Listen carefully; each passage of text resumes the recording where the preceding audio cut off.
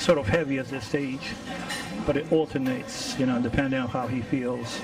His energy levels, we just began to implement our cardio regimen and drop his carbs a little bit low. Nothing too drastic. He doesn't hold much fat. It's just a lot of water right now. And at 308 pounds, his condition, at this stage is exactly where it needs to be. The contest is not next week. It's not in 2 weeks from now. It's in 8 weeks. We have more than enough time to peak perfectly, the day that it requires to peak. So sometimes you have a lot of athletes looking great 2 weeks before the show, 6 weeks before the show, but it's about, getting the work done at this moment to be productive on that day. So right now we're starting with the bench press movement. Yeah, this warm-up is excellent, man. I mean, kind of Oscar doing. He's kind of instructed us to do some flies, before climbing under. So we're doing kind of like it's almost like a compound set. Not actually a superset because the pre-exhaust. Yeah, the pre-exhaust, the muscles to be worked under the bench. As we all know, Kai Greene is trying to bring up his chest for the Olympia. So here we go. After the Arnold, we wanted to take some time to rest and recuperate and clean out his system a little bit so we can make some gains in a short off season before the Olympia, and focus basically on the basic movements. I mean, if you work for Lee Haney, you work for Dorian Yates, you work for Ronnie Coleman, they all have massive chests, always focusing on the basic movements, bench press, incline press, dumbbell presses, and flies. Just a matter of being consistent and going heavy and allowing the body to recover and grow, and then doing it all over again. Combine that with a high protein diet and rest. We really wanted to make sure that this year his chest, his shoulders are very dominant, especially the most muscular and the front lat spread. So you'll definitely see a much more improved Kai. Our goal has always been to always outdo what he's done before. So, this Kai Greene will definitely, be blowing away the Kai Greene of the Arnold, just like the Kai Greene of the Arnold blew away the Kai Greene of the New York Pro, and always improving and getting better. It's not it's not body maintenance, it's bodybuilding. So always, continue to strive to improve in all fronts, psychologically, nutrition, and training. So as you can see right now, he's warming up with 3 plates, getting ready for the heavy resistance to come. Well, I've said on numerous occasions, I've introduced Oscar and described him as, my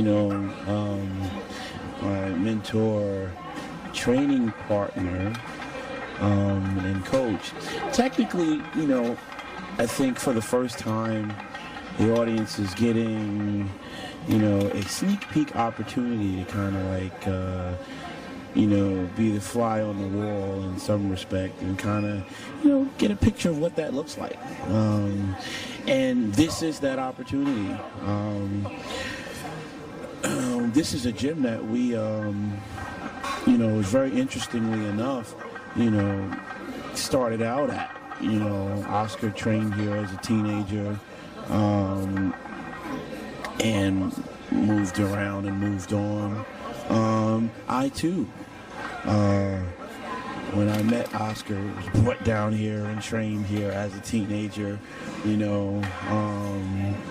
so yeah, I worked at the gym, had to mop the floors at one point, and was doing the mirrors at the gym, and ate at the gym, and tanned at the gym, and trained at the gym. Spent a lot of time as a gym rat at this gym and others. Yeah, at some point we were able to graduate and get out there to Steve and Bev. Powerhouse gym. Powerhouse. Yeah, but sometimes it's a long commute, by the time we get there, and then traffic coming back. We love to train there more consistent, but it's the drive to and from, takes about 2 or 3 hours off the day, but, it's definitely worth whoever wants to go train. Absolutely. Well, I think there's a need for all type of equipment. However, for the type of goal that we're trying to achieve and accomplish, I believe, always taking the most efficient route, nutrition-wise, training-wise, and in developing the chest tissue. Yeah, you have a lot of hammer strength machine and this shiny, fancy new machine made by this other company, but nothing beats the basics. When it comes to squatting for legs, bench pressing or incline pressing for chest, and that's what we focus on. It seems to have been working, so if it's not broken, we don't fix it. So we always strive to maintain with the basic movements and go freaking heavy. And eventually, when you go this heavy, as in 5 plates right now, a lot of the chest is being utilized, the shoulders, the triceps, and just stabilizing the weight as it goes up and down, which you really can't do if you do it in hammer strength. So there's it's harder. It's harder to squat free weight. It's easier to do an assist machine and leg presses. So that's why you don't see a lot of people squatting 4 or 5 plates for 20 reps when they can do it in a Smith machine. It's a lot easier, but we're not trying to make it easier. I'm trying to make it harder. Whenever you make an exercise harder, you make it better, because the muscle has to work that much more hard to bring the weight up, and therefore breaks it down, and through nutrition and rest builds it up stronger than ever. I believe in listening to my guru / coach / mentor / training partner. Yeah, I just believe in getting it all done in the way that it possibly can be done. Are you Ronnie Coleman? No, do I believe in strip sets? Yeah, at times, we do that. The other times that we do rest pause, whatever it takes to get the job done. Intensity could be described in many different ways. This is one way to make it intense and to fatigue the chest muscle before we move over to inclines. But there are times that we go to 5 plates and we rest pause, do another 2 reps, rest pause. Eventually he gets 10 or 12 reps with that, and he's just fried.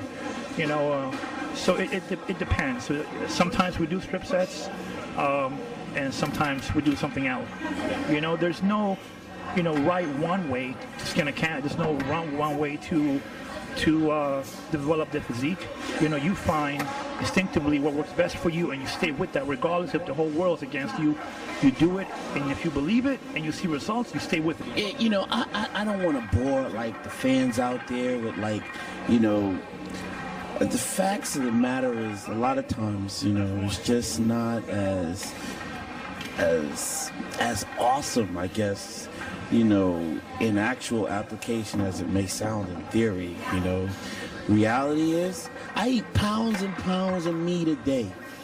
That's the fact. Sometimes we're cycling up right now.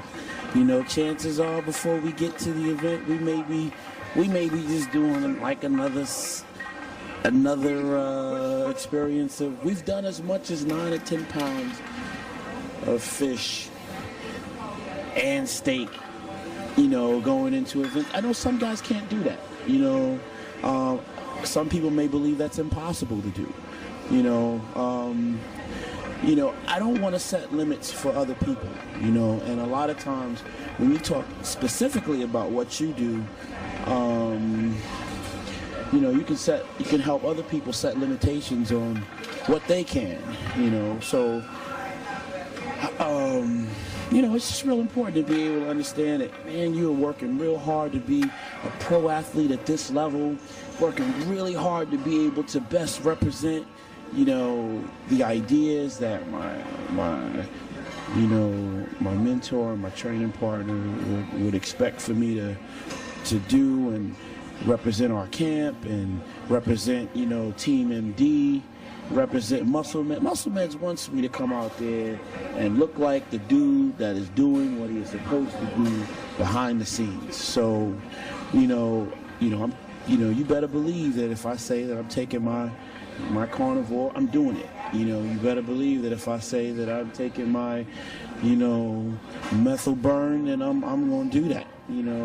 If I'm taking my inoxide, then I'm going to do it, but I'm doing it with the end result in mind, and that result is being able to get out there at the Olympia stage 2009 this year, and do what we came there to do. But since the Arnold, to put on more size, a lot of people maybe wanting to, this could be a forum for people to be educated and learn, as we were once fans of the sport and coming up in the sport, and what a pro athlete at this level does, from the Arnold to the Olympia prep. Our main goal was to put on thickness